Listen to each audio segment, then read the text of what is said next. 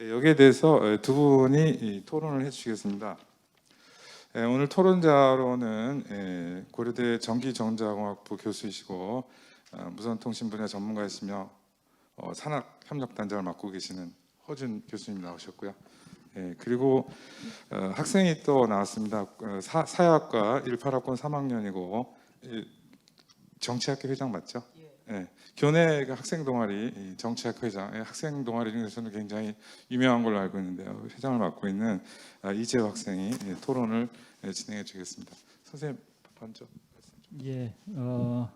글쎄요, 오늘 이 행사에 먼저 초청해 주셔서 감사하고요. 제가 공동체, 대학 공동체 관련해서 토론을 맡게 되면서 짧게 고민해 본 거는 이제 코로나 때문에 저희가 온라인, 오프라인 이런 혹은 하이브리드 여러 가지 생각 혹은 그 환경에 접하게 되는데 대학이라는 공동체가 과연 온라인이라고 하는 새로운 환경에 적합한가 혹은 연구라고 하는 측면에서는 어떻게 잘 극복될 수 있을까 그런 고민을 잠깐 말씀드려 보면 오프라인 그 공동체라고 하는 것이 온라인 공동체에 비해서 가장 큰 차별성은 어떤 그 서로 직접적인 대면을 통한 생물학적인 불평등을 가져올 수 있는 측면이 좀 있다고 봅니다.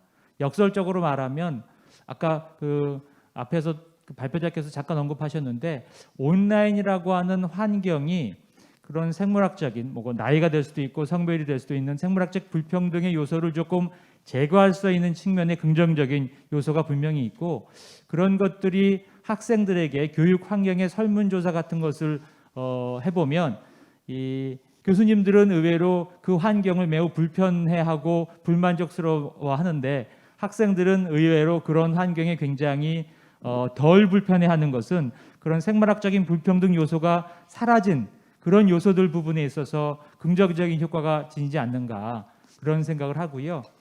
근데 이제 대학이라는 공간이 아까 앞에서도 언급하셨듯이 이 교수자와 학습자 사이에 아주 기본적으로 불평등한 구조가 형성될 수 있는 그런 조직이기 때문에 혹은 그런 환경이기 때문에 저희가 이제 코로나 시대에 어쩔 수 없이 받아들이게 되는 온라인 이 환경이 교육 측면에서의 불평등한 특히 생물학적인 불평등한 요소를 좀 해결할 수 있는 혹은 완화할 수 있는 계기가 되었으면 그런 바람이고요. 연구 측면에서 잠깐 말씀드리면 최근에는 이제 각 그 연구실에서도 내부 회의나 내부 디스커션조차도 이제 온라인으로 하고 또 비대면으로 하다 보니까 연구의 성과의 본질 중에 하나가 자유로운 의사소통이 전제로 돼야 된다면 그런 측면에서 보면 아까 앞에서 말씀하신 코로나 낙이라는 게 참 따뜻하게 와닿는데요.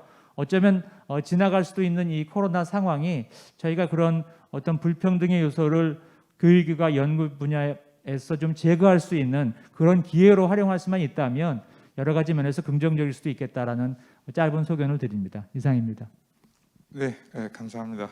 조금 전체 얘기는 좀 이따 나눠보기로 하고요. 우리 이재호 학생. 네, 안녕하십니까. 저는 사회학과 이재호이고요. 김철 교수님께서 발표해서 말씀하신 대로 철 교수님께서는 근데 저희 학생들의 삶 그리고 가장 일상적인 부분들에 대해서 깊은 관심을 주시는데요. 말씀하신 대로 저희 대학교라는 것이 단순히 공부만을 하는 공간이 아니라 그걸 넘어서서 도전 그리고 만남의 기회를 제공하는 장소라고 생각합니다. 그런 의미에서 그런 성격을 가장 깊게 반영하는 것이 저희 학생자치조직이라 생각을 하는데 저는 이제 예술분과 동아리에서도 있었고 또 지금 학회 자치활동에서 학회장을 맡고 있는 만큼 이런 코로나19로 인해서 조직이 변화하는 과정을 가장 현장에서 잘 지켜볼 수 있었습니다.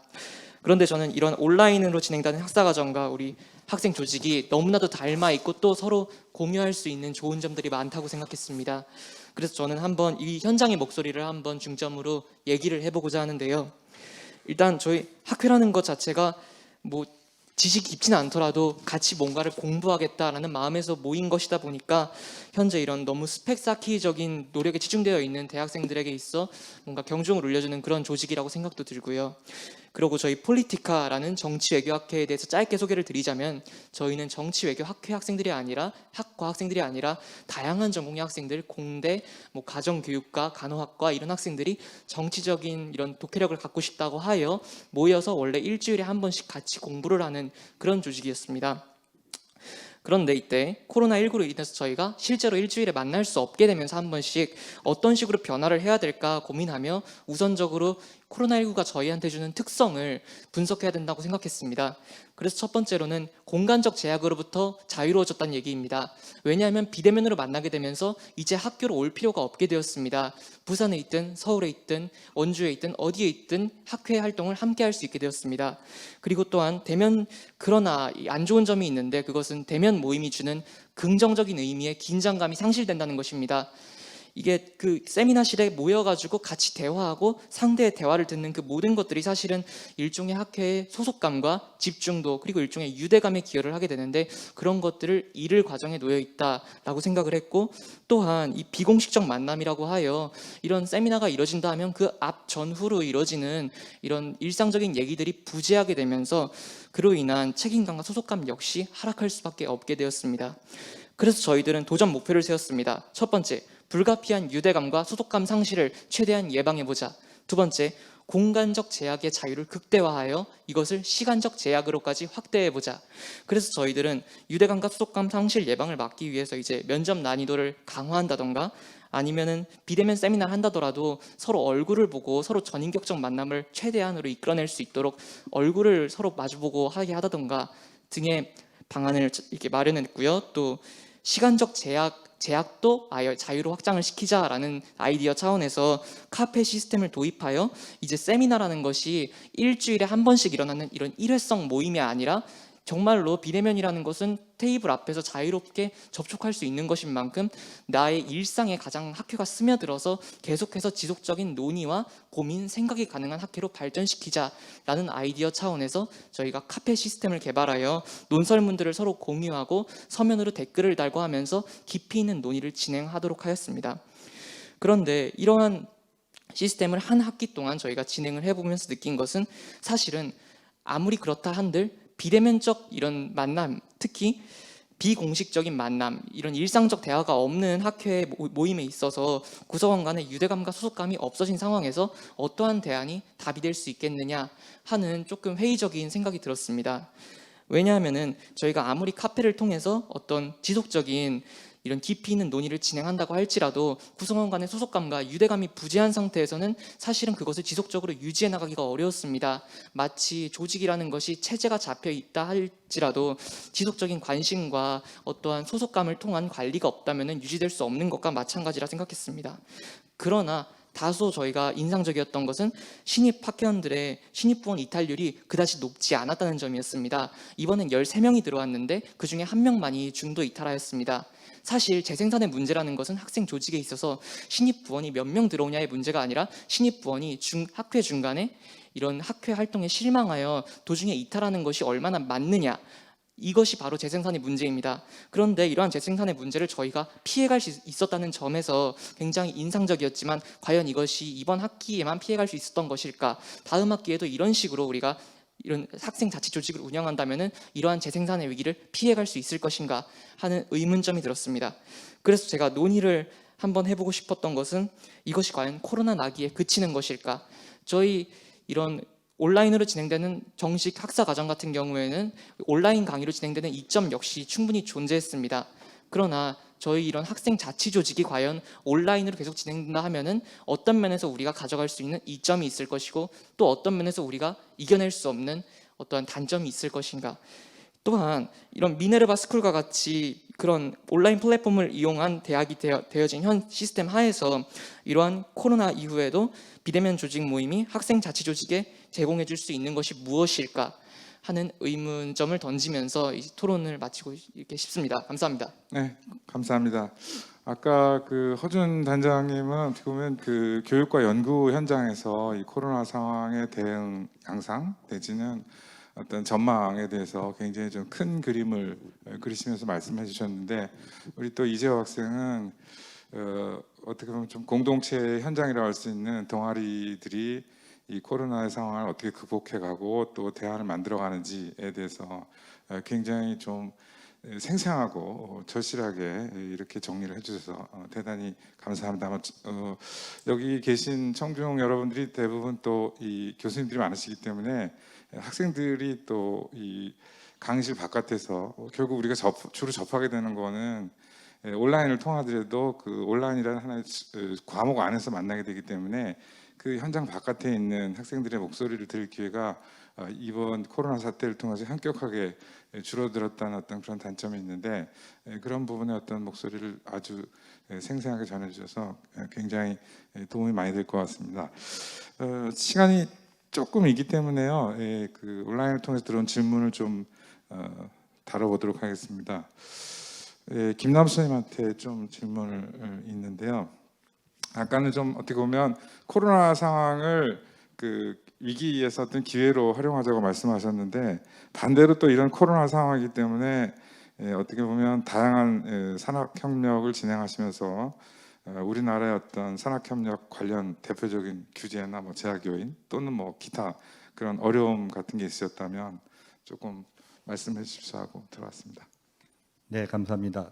답변 올리겠습니다. 일단 텔레메디슨이라는 그 용어 자체가 허가된 것이 사실은 코로나 전에는 말도 꺼낼 수 없는 상황이었습니다. 텔레메디슨 또는 뭐 비대면 원격 진료라는 말 자체가 사실은 코로나가 가져온 어떻게 보면 기회가 되고요. 이것이 뭐 한국에서 허가가 되던 아니면 허가가 되지 않던 거는 두 번째 상황인 것 같고요.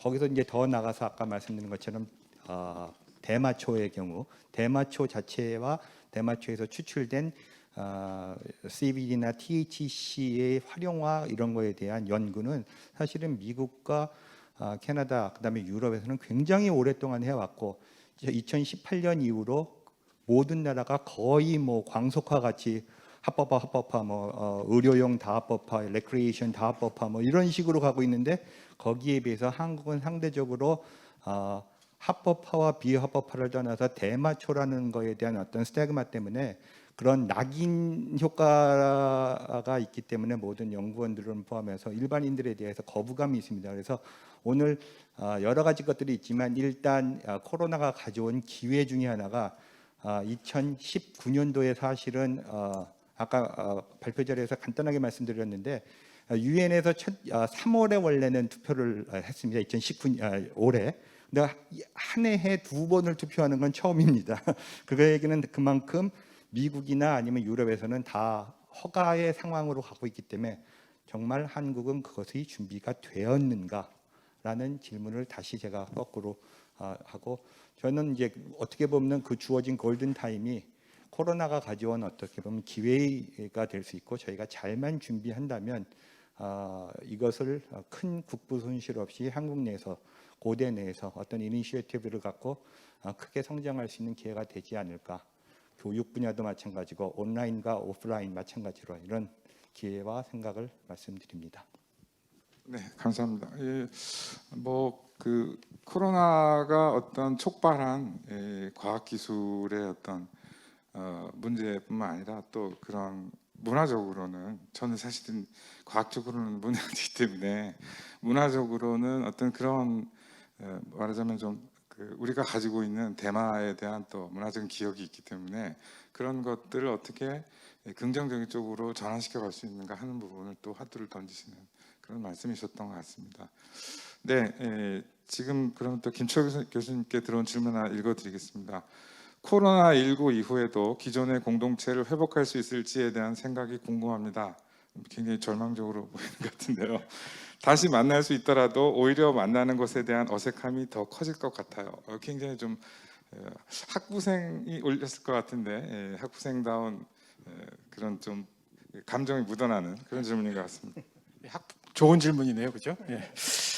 그 아까 제가 말미에서 잠깐 말씀드렸지만 이제 코로나 이전과 코로나 시대, 그다음에 포스트 코로나는 좀 다를 것 같아요. 근데 코로나의 경험, 코로나 나기를 하면서 우리가 그 이후에 이전으로 그대로 돌아가는 것이 아니라 어떤 사회 변동이라고 하는 거는 뭔가 학습과 그 경험의 축적 같은 게 있고 약간 다른 경로를 걷게 되죠, 그죠? 그래서 그런 의미에서 저는 이제 오늘 소개해드리지는 않았지만 한 학생이 이제 어떤 얘기를 했냐면 약간 이제 관계의, 그러니까 제가 추상적 개념으로 좀 압축하자면 관계의 슬림화예요.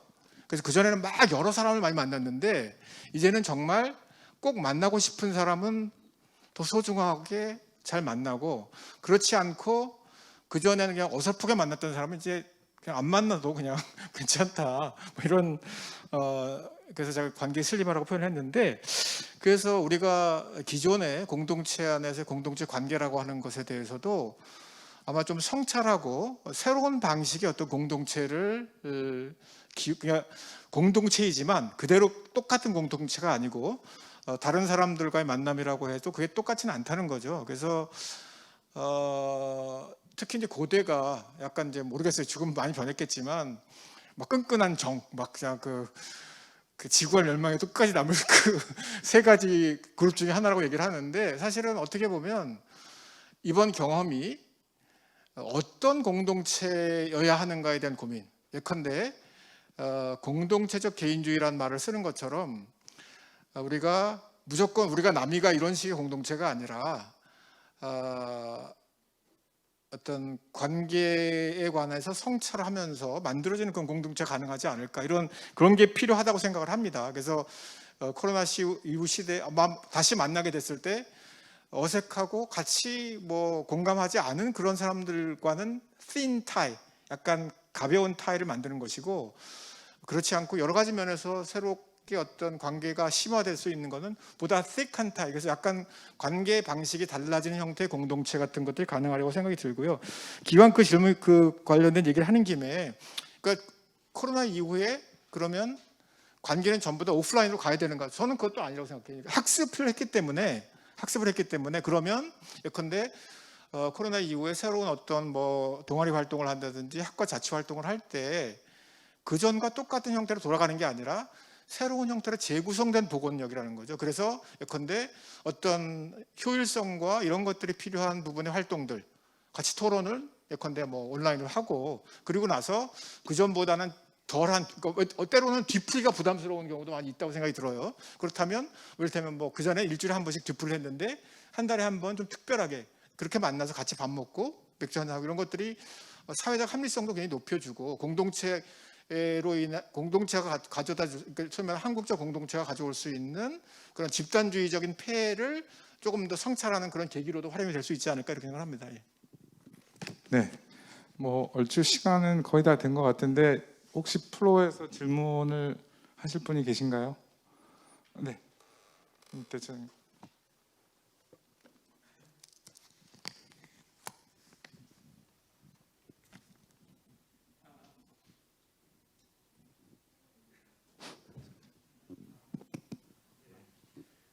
잘 들었습니다.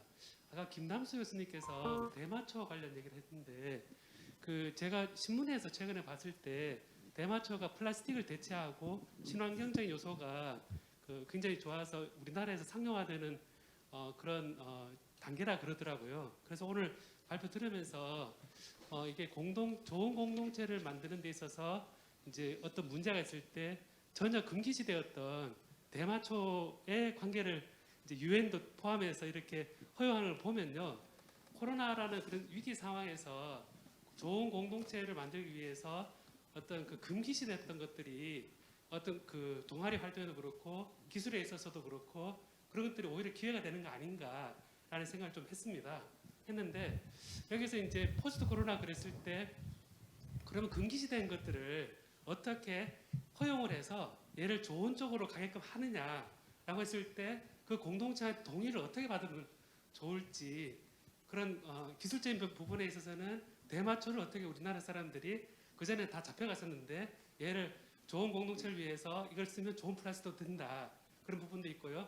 학생 입장에서는 이 동아리 활동하는데 이전에는 이러면 안 된다 그랬는데 거꾸로 이제 온라인 시대에는 이렇게 하면 좋겠다, 이런 것들이 있지 않을까, 이런 것들이 사회적으로 어떻게 하면 좀 더 공감대를 일으키면서 받아들일 수 있는지 사회적 관점에서 어떻게 될지 한번 질문을 드려봅니다.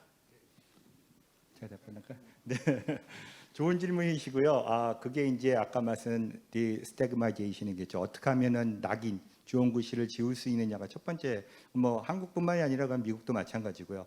맨 처음에 했었던 사람 연구자들이 저거 다 마약 환자들 아니야? 이거가 이제 10년 전에 있었던 일이라고 보고, 조금 전에 말씀하신 그거는 대마도 마찬가지로 석유랑 마찬가지입니다. 버릴 게 없습니다. 그래서 아까 말한 CBD나 THC나 이런 약물들을 다 분리하고 남으면 그 남는 그 찌꺼리들이 스템들이 어떻게 생겼냐면 옛날에 삼배 옷 있지 않습니까? 굉장히 질깁니다. 그래서 그거는 현대자동차나 뭐 이런 데에서 고급용 그 매트나 시트로 이미 사용하고 있고요. 미국도 마찬가지로 여기 뭐 등산로 가다 보시다 보면 이렇게 나무도 아니고 대나무 줄기 같이 생긴 거 있지 않습니까? 자, 그게 그거의 파생품이라고 보시면 됩니다. 그리고 이미 쓰고 있는 부분이 있었는데 조금 전에 말씀드린 것은 그 추출된 약물 CBD, THC의 활용도는 제가 정확하게 말하는 임상이나 효과에 대해서 말씀드릴 수 있는 위치가 아니기 때문에 그렇지만 이미 아까 그 자료에도 나와 있지만 이미 사용이 허가가 됐을 뿐만 아니라 굉장히 좋고, 요즘 오피오이드 문제가 많이 있지 않습니까?